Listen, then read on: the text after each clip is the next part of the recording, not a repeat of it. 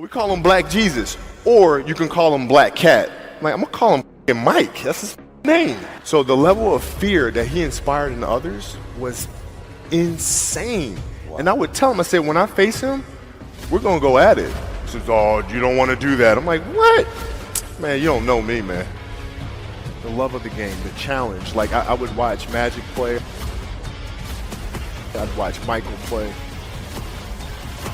And I would see them do these unbelievable things, and I'd say, you know, can I get to that level? I don't know, but let's find out. There's a quote from one of my English teachers at Lower Merion named Mr. Fisk. He had a great quote that said, rest at the end, not in the middle. And that's something I always live by. You know, I'm not going to rest, I'm going to keep on pushing now. There are a lot of answers that I don't have, even questions that I don't have. But I'm just going to keep going. I'm just going to keep going, and I'll figure these things out as we go, right? And you just continue to build that way. So I try to live by that all the time. My father was really influential at a really critical time where I had a summer where I played basketball when I was like 10 or 11 years old, and a very prominent summer league in Philadelphia called the Sunny Hill League. And my father played, my uncle played, and they were like all-time greats. Yeah. Wilt Chamberlain played in the league, Earl Monroe played in the league. And here I come playing, and I don't score 1 point the entire summer. Really? Not one. How old were you? 11, 10, 11. You were playing against other 10, 11-year-olds? Uh-huh. And you didn't score once? Not one. Were you in the game? I was in the game. How did you not score? Because I was terrible. Really? Yeah. At 10, 11 years old, you were that awful. terrible. I mean, and I had these big knee pads on because I was throwing really fast. And I had socks all the way up here, and I had like the high top Skinny, like skinny as hell. And I scored not a free throw, nothing, not a lucky shot, not a breakaway layup, 0 points. And I remember crying about it, being upset about it. My father just gave me a hug and said, listen, whether you score 0 or score 60, I'm gonna love you no matter what. Wow. Now, that is the most important thing that you can say to a child. Because from there, I was like, okay, it gives me all the confidence in the world to fail. I have the security there. But to hell with that, I'm scoring 60. Let's go. Right. And from there, I just went to work. I stayed with it. I kept practicing. I think that's when the idea of understanding a long-term view became important. Because I wasn't going to catch these kids in a week. I wasn't going to catch them in a year. Right? So that's when I sat down and said, okay, this is going to take some thought. All right? What do I want to work on first? All right, shooting. All right, let's knock this out. Let's focus on this. Half a year, 6 months, do nothing but shoot. All right, after that, all right, creating your own shot. And then you focus. So I started creating a menu of things. When I came back the next summer, I was a little bit better. Right? And a menu being like, I've got my jump shot from 15, I've got my I got my jump shot from 15, I got my three-point shot, like just open shots, not miss open shots, right? And be able to shoot it with speed, because those kids are so much more athletic. Yeah. And then the next summer I came back, I was a little better. And the summer came back, next summer I was a little better. I scored. Yeah, it wasn't much, but I scored. And this is 12, 13. 12, 13. And then 14 came around, back half of 13, 14 years old, and then I was just killing everyone. And it happened in 2 years. And I wasn't expecting it to happen in 2 years, but it did, because what I had to do was work on the basics and the fundamentals. Well, they relied on their athleticism and their natural ability. And because I stick to the fundamentals, it just caught up to them. And then my body, my knees stopped hurting. I grew into my frame. And then your athleticism, once you have the fundamentals, the hard work, the mindset, and you tack on the athleticism, it's game over. Then it was game over. Wow. So from 13, you're good, average still? I was good. I was good. And then about the end of my right when I was turning 14, I became the best player in the state. At 13 years old, I played the longer game, because my game wasn't about being better than you at 13. It was to be better than you when the chips were really on the line. So when you played at 13, I would size you up and see what your strengths and weaknesses are. How do you approach the game? Are you silly about it? Are you goofy about it? Are you good at it just because you're bigger and stronger than everybody else? Right? Or is there actually thought and skill that you put into it? Right? And when I'd play to my weaknesses. I wouldn't play to my strengths. I played to my weaknesses. Because when you're playing summer basketball, there's so many games. So there's not a lot of skill work being done. So when are you going to get better? Right? When you're playing in competition situations, you're only playing to your strengths. Why? Because you want to win. right? So what I would do, I was work on the things during those games that I was weak at. Left hand, pull-up jump shot, post game, right? So I have a strategy. So then fast forward to when I'm 17 and my game is completely well-rounded, and that player at 13 that I saw at 13 is still doing the same shit at 17. Trivial things weren't going to pull my attention. It had to be things weren't going to pull my attention. It had to be things that were, I had a purpose. I wanted to be one of the best basketball players to ever play. And anything else that was outside of that lane, I didn't have time for. I don't deal with people that don't commit at that level, but then act as if they do. I don't deal with that. I don't. You know, you have a hamstring injury, you pull your hamstring really, really badly, you can barely walk, right? Let alone play anything. Soccer, basketball, volleyball, whatever it is. You can't do anything. Doctor tells you go home, sit up on the couch, rest your hammy, right? Stay off of it, don't get up, no sudden movements. You're at home, all of a sudden a fire breaks out in the home. Your kids are upstairs, wife is wherever she may be, you know, it's going down, right? I'm willing to bet that you're going to forget about your hamstring, you're going to sprint upstairs, you're going to grab your kids, you're going to make sure your wife's good, you're getting out of that house, right? Hamstring be damned. You're not going to feel your hamstring, right? And the reason is because the lives of your family are more important than the injury of your hamstring. And so when the game is more important than the injury itself, you don't feel that damn injury. Not at that time. Well, what does losing feel like to you? It's exciting. Why is it exciting?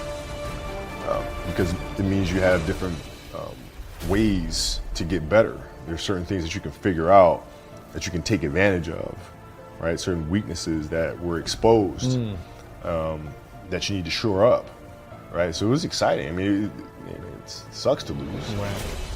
but at the same time, there are answers there if you just look at them.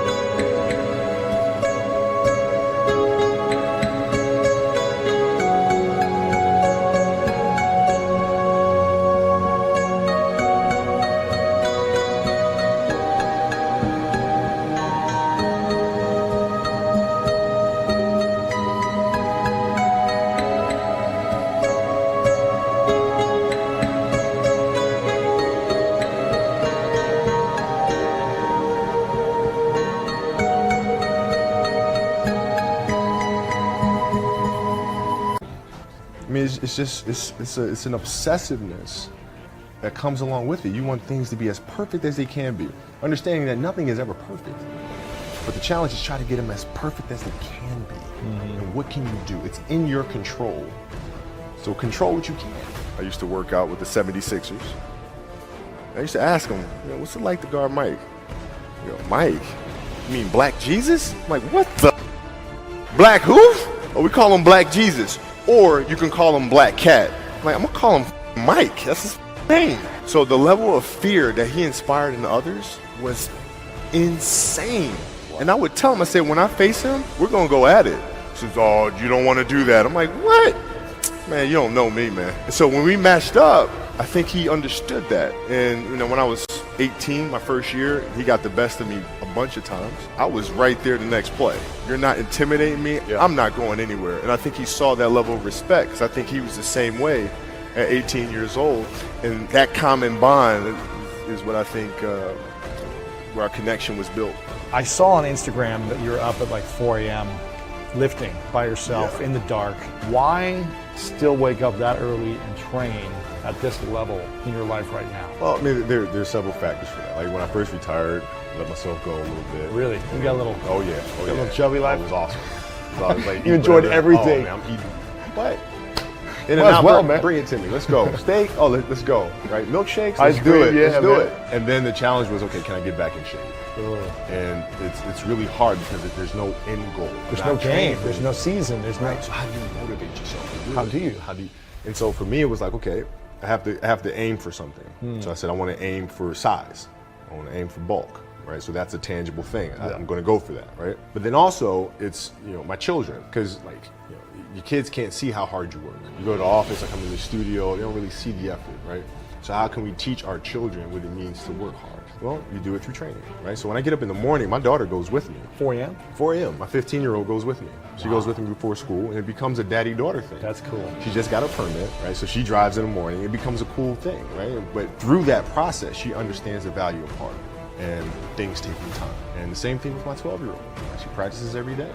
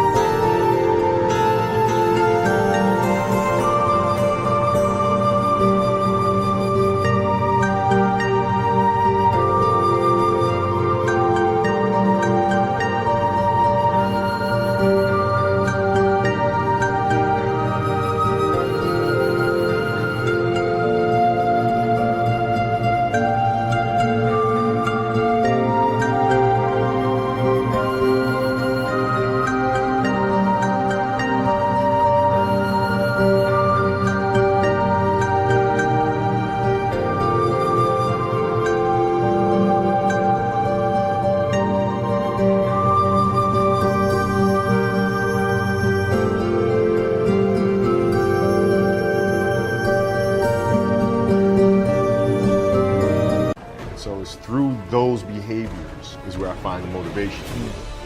Nobody in its history of coaching had your level of work ethic. What was really your work ethic like, and for how long did you stay disciplined? Well, I mean, every day. I mean, since 20 years. It was an everyday process. I mean, trying to figure out strengths and weaknesses. For example, jumping ability. Now, my vertical was a 40. It wasn't a 46 or a 45. My hands are big, but they're not massive. Right? So you got to figure out ways to strengthen them so your hands are strong enough to be able to palm a ball and do the things that you need to do. Quickness, I was quick, but not insanely quick. I was fast, but not ridiculously fast, right? So I had to rely on skill a lot more. I had to rely on angles a lot more. I had to study the game a lot more. And, but I enjoyed it though. So like from the time I can remember when I started watching the game, I studied the game and it just never changed. You got a lot of people playing their hard-earned money to come watch you perform.